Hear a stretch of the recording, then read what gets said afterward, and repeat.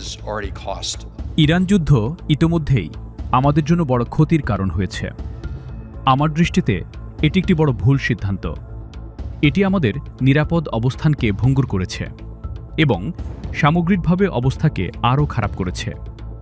এখন আমরা বুঝতে পারছি যে সংযুক্ত আরব আমিরাত যুক্তরাষ্ট্রের কাছে এক্সচেঞ্জ স্ট্যাবিলাইজেশন ফান্ডের মাধ্যমে একটি সোয়াপ লাইন অথবা ডলারের বাইরে গিয়ে মুদ্রা ব্যবস্থা চেয়েছে। মিস্টার সেক্রেটারি, এই অনুরোধ সম্পর্কে আপনি কি বলতে পারেন এবং আপনি কি এটি সমর্থন করার আশা করছেন?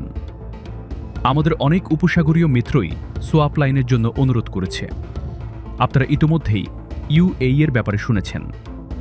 সাধারণত ফেডারেল রিজার্ভ বা ট্রেজারি থেকে ডলার ফান্ডিং মার্কেটে স্থিতিশীলতা বজায় রাখতে এবং যুক্তরাষ্ট্রের সম্পদ যেন বিশৃঙ্খলভাবে বিক্রি না হয় তা নিশ্চিত করার জন্যই সোয়াপ লাইন ব্যবহৃত হয়। এই সোয়াপ লাইন সংযুক্ত আরব আমিরাত এবং যুক্তরাষ্ট্র উভয়ের জন্যই উপকারী হবে এবং যেমনটি বলেছি, আমাদের এশীয় মিত্রসহ আরও অনেক দেশও এ ধরনের অনুরোধ করেছে। countries, including some of our Asian allies.